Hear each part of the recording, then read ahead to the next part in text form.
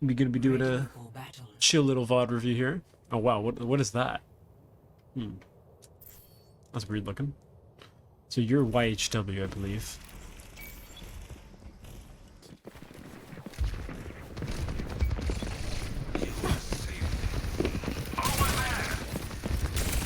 So I like what you're doing so far, just playing this cover and poking at the tracer. That's good. And now you see the tracer's gone to do something, and so that's the perfect time to go for the Zana in the back line. Yeah, I like this. You see that there's a... yeah. You get out of the engagement perfectly. Yeah, so far nothing to say.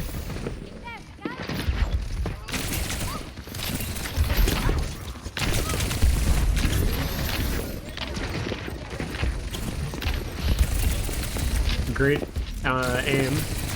You have really good aim. Very precise. You kind of just look like a high SR tracer player to me. This might be a quick one. Like, what are you, GM already? Because this is looking pretty clean so far. Like, the positioning's been good, the engagement timing's been good, the aim has been good, the target priority has been good. I can't really think of anything to say so far. This looks like a good tracer so far. Yeah, I like how you don't tunnel vision on the ball because you see there's just a better up. That's a great stick on the Ana. The Mercy's going to be rezzing, you know that, so you immediately turn to look at her. That's great, and you get out because you know you don't have recall to chase the kill.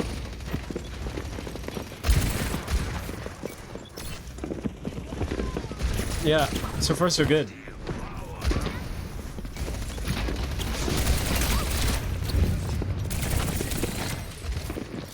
Okay, their tracer has no recall and you do. You can try to pressure her. Or you can play it safe. There was a chance that if you hard engaged on the tracer there and recalled, the ball would have camped your recall and you wouldn't have been able to escape, but I personally would have gone for the risk. Of course, you are doing just great.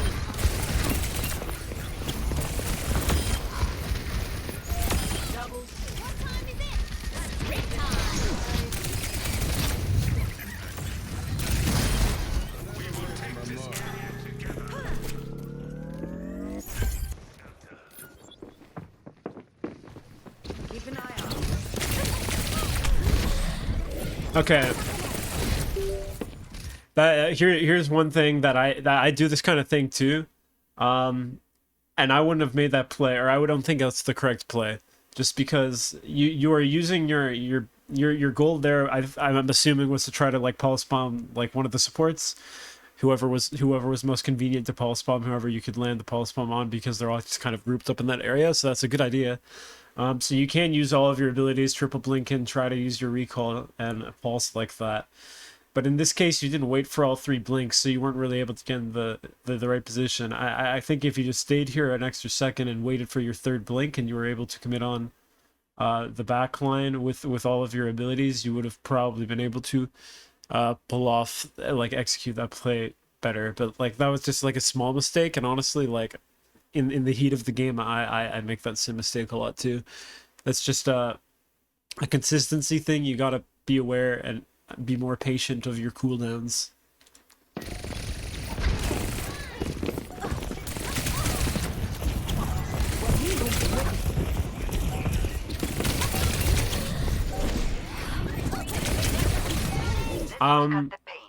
One thing you want to do in Tracer 1v1s is try to save using your recall for as late as possible. So right here, just when he recalled, you're at 46 HP. I would just like do like one tickle to him and then recall, because you can do like maybe 15 damage, but that might be the difference between you like winning or losing the 1v1. So it's worth just doing the little tickle, and I'm pretty sure you would have had enough time to do one little tickle and still recall to 100 HP.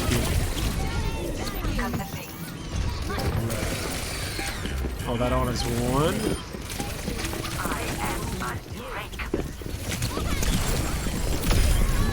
Perfect. Like I mean, there are moments when your mechanics are a little slow. In which case, by that I mean you could be allocating targets faster, and just getting a few more kills.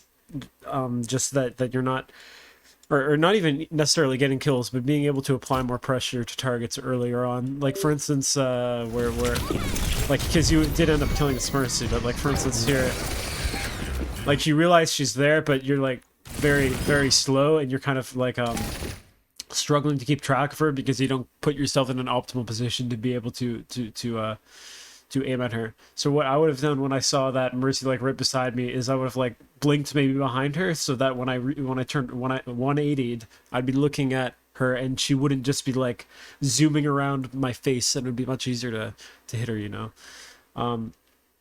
So that's just like a bit of a reactionary thing, and also it's a bit of a mechanics thing, and you can improve this specific area of your mechanics by doing things like target switching scenarios in Kovacs, like Passu and one wall, four targets, that kind of thing. Those will both improve your target switching, and you can also just go into like an aim arena in Overwatch and just practice like flicking between all the targets faster, just to improve your mouse speed. Because in terms of mechanics, you're overall very good. You have precise aim, but your mouse movement could be a little more crisp and fast, is the one thing that I do notice about you mechanically. And given that your decision making and positioning and target priority and game sense and awareness overall has been like really good as far as I'm concerned, that's an area that I would look to improve on.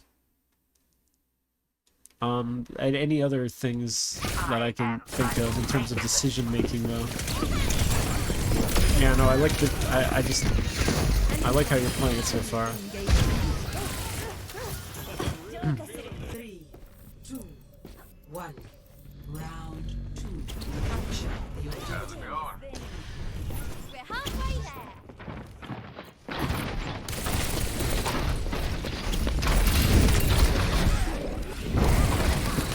Okay, so here you're like engaging on the front line too long. This is the mistake I make, and you just gotta make sure you're very consistent at not doing this, because in the first round you weren't doing it at all. But like you kind of came out here and just started shooting at the Reinhardt a bunch. I would have used my blink to get over to this position, which is what I normally do, and then you can use another blink to like get here. And once you're here, you're behind the staircase and you have cover. And it's very hard for them to kill you, but you're also behind them, and they're aware of your existence here, so they're going to be looking at you, and you're going to be making space for your team. And if you do take a shot, you just use one blink, and you're in this room and grab the Mega from kitchen. And the other thing is, just standing here as Tracer at all is just bad, because like, why are you within range of a Reinhardt like almost like ever? Because he just swings at you. There's no reason to be in range of his hammer. And the other thing is, it gives this ass easy shots on you, because she's already going to have her crosshair in this general vicinity, so she just has to go like, oh, there's a Tracer, click. Instead of if you were like over here, where I was talking about, it'd be very hard, because she would be like, oh shit, there's a Tracer there, and she'd have to like walk over here and try to like look. You can imagine like she's standing on the stairs and she's like looking down trying to shoot you, and you're going like this, and it's complete cancer for her to try to hit that. So yeah. And the other thing is, you're just making space by baiting the attention of whoever decides to use their resources on you, which the higher rank you go, the less likely that is to happen. But like definitely if you're in this position, they're going to at least have to be aware of you, and they're not going to be as cognizant of other things that might be going on, because they're using their mental resources to simply track your location and what you're doing and that kind of thing. Okay.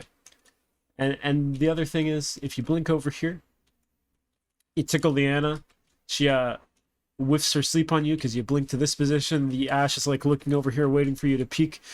You just jiggle, peek it, do a little tickle. She misses her shots on you, and you blink into this room. And then when finally you can tickle tickle, and they're actually not focusing you anymore because they realize if they continue to just keep focusing you and not actually ever kill you, they're just going to lose the frontline battle. So they start focusing your front line, and then you're just behind them, and this Ashe becomes pretty much a free kill. Because she doesn't have a Mercy Pocket, her Mora and Ana are both in front of her, and yeah, you can take advantage of their inability to maintain focus on your existence, simply by surviving and being in a position that causes them to have to look in a different direction than your team to look at you.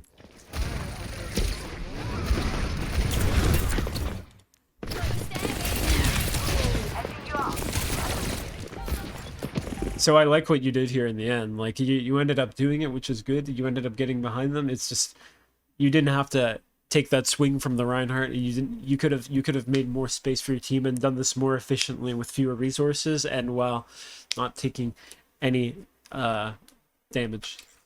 And it would have been better.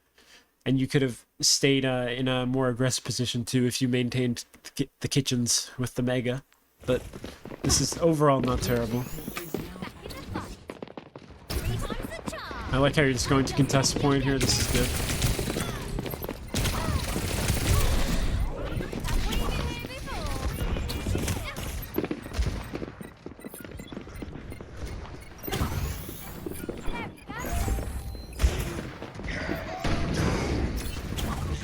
Yeah, so I really think you lost this fight just with positioning mistake in the first like 5 seconds of the fight, and that's pretty much it. You would have had to like one clip that Ashe or something to make up for it, or have taken the position in kitchens with the Mega and continued to pressure their front line / back line, whichever is more accessible to you, just so you're at least making space for your team. Yeah, you don't want to really take an engagement with an Ashe or with anything that can one-shot you unless you have multiple blinks to evade their shots. So here you use your blast blink pretty much to like blink in front of the Ashe, and like you don't have like any more blinks to like blink behind her or blink to her side or anything like that to make it hard for her to hit you. So it's just unlucky. Here you should have just played slower and I think maintained your cooldowns, played in kitchens again here. Yeah, so like if you just stay here instead of blinking, and just like even if the Ryan comes for you, you can just use your blinks to maybe like you know, you were here, he's coming for you. If he walks towards you, just blink this way instead of blink up here. Just prioritize safety over getting like the very unlikely chance that you just somehow one clip this Ashe, because you gotta understand in Overwatch when's the right time to be going for picks and kills and when's the right time to just be playing slowly and baiting attention / just keeping yourself as safe as possible. And here was an instance where you just needed to like survive because the Ryan is chasing you. Their whole team knows where you are, and pretty much you're making space for your team by just living. So that's really all you needed to do. Continuing on. You were dead.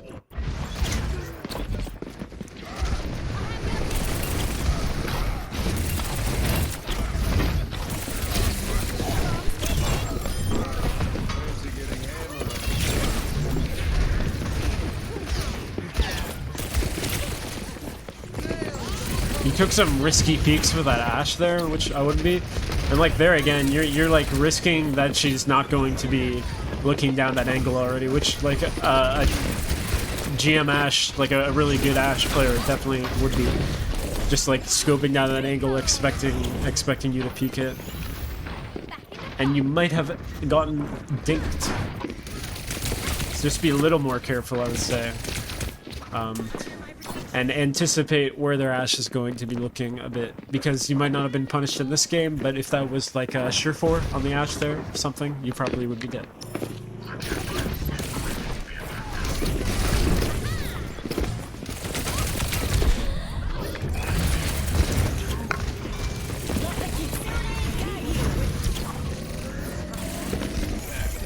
You heard their Mora has no fade, their Ana has no sleep. You should just be. I'm sure you are. Now their Ana has no nade or sleep. Oh. Yeah. Here you just needed to play your life. You're 1 sec. Yeah, you just used your recall. So you just used your recall and you have no like 2 blinks. So my priority would have been to stay alive and just poke. So you didn't need to use your blinks to push into the LOS of this tracer and potentially other people. You can literally just 1 sec. Yeah, just like stand here and shoot at their run.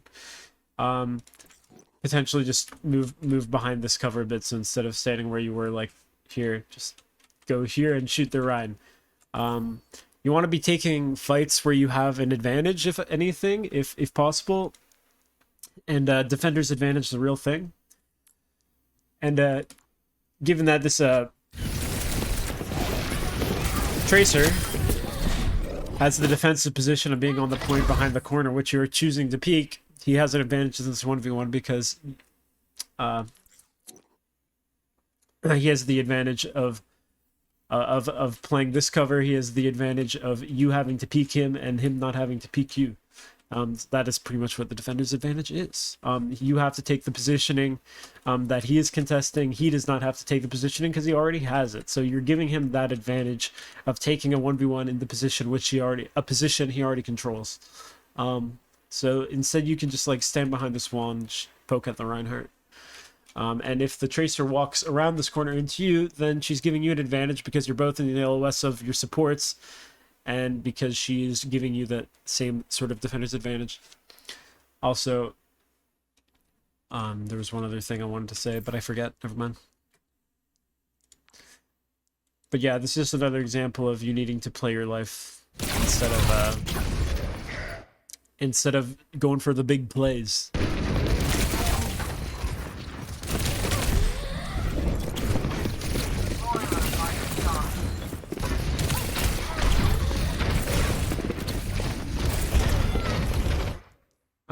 Yeah. I mean, it's pretty much over there, but yeah, not much you can really do. I mean, there's something to be said about staying alive as long as possible, and let's see, did you... 1 sec. Oh, okay, no, you needed to touch here, so no, it's fine. It was about to... The wick was about to die, so yeah, no, it's good.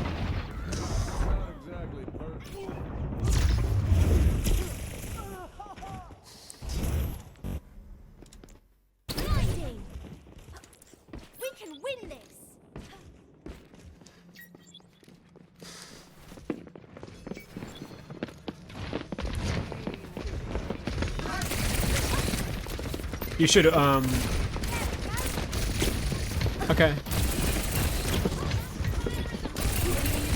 I don't know if that was like intentional that you dropped here, but I definitely would not have done that. This is a really bad positioning to be in unless their supports are positioned in this room. Cause like their entire backline is now, oh my god. Their entire backline is now either over here or like over here. Usually they're more faded into you because she's a fucking idiot. But like, usually their supports would be over here or over here. So if they're over here and their Ashe is over here, it just becomes like completely impossible from this position to ever get to them. You have to, like, the only way is to blink all the way around and go all the way through here again, which you don't really want to have to do. That takes forever. So like, I don't know if you intended to drop down when 1v1 this Tracer, but you certainly did not have to. You could have just stood your ground and continued to fight for this space. And then using your superior mechanics, you get their Tracer, you bait out their Tracer, so she has to run back, maybe grab this Mega, and then you first of all take inventory. Or not take inventory, but you make yourself aware. You scout. That's the word I'm looking for. You scout where their supports are, and then from there you just like you don't have to worry about this Tracer contesting you anymore because she's used her recall, and now you can just slowly push up and take this space. And if she does continue to contest you, well, she has no recall, so she's going to be baiting the attention of her own support here anyway. And you're making it a 2v1, which means your team has a space advantage and a resource advantage, because they're using the resources of two for you, and that will make space, and just that will give your front line a big advantage because they're not going to get as much healing. The objective is now. So somehow their sports ended up in the worst possible place. But yeah, I'm not gonna.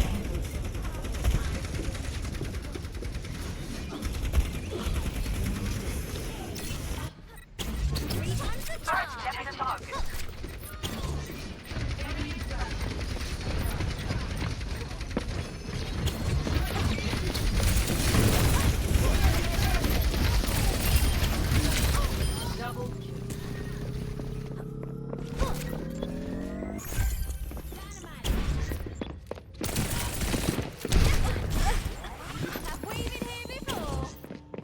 Copy that.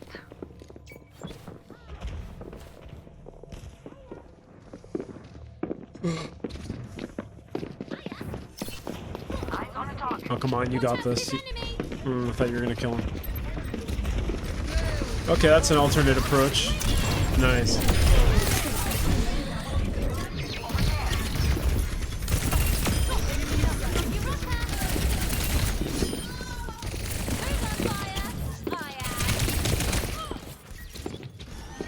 You know, I personally would have like one-clipped the Tracer there, but I respect just ignoring him. That's also a. It's valid. Because at least that does give you value in the sense that you are freely able to take control of space, which is not aware that you're contesting. So that's good.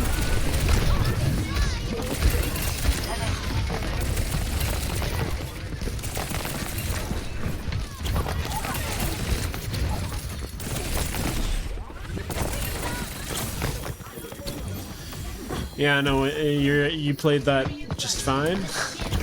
I don't see any issues with the way you're playing this fight.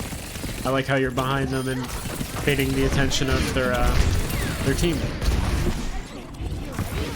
I'm lucky you couldn't kill the creeper though.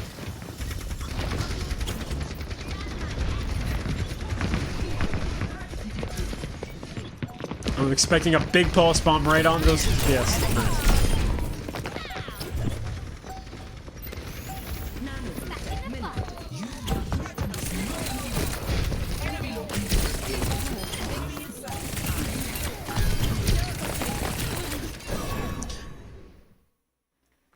I'm gonna be honest. You played that game like 95%. Like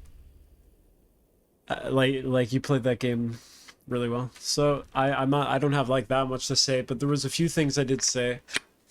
Just sometimes awareness of your abilities and cooldowns, and just being a little more patient with carrying out your plans, because you need to wait for the resources that are required in order to execute certain maneuvers, like that one pulse bomb, that I'm sure you can tell I'm alluding to. The other thing was just what was the other thing that I mentioned a few times? Well, I'm sure it's been, I've said it enough. But yeah, I don't really have an insane amount to say. Like your aim is pretty good. Like it could be a little bit better, I guess. Like if you want to grind some Kovacs, I would recommend it, because there are a lot of times where you are in good positions and you're doing good things, but you can't get these kills because your aim isn't quite on aimbot level yet. Unfortunate, but it can get there. And you know, just the other thing I was saying, the target switching scenarios and Kovacs, I think would really help you, especially the voltaic Pasu and one wall scenarios are really good for target switching. But yeah, you're good at Tracer, and also just never engaging in the front line and just being extremely consistent and taking good positioning and good pathing and all that stuff.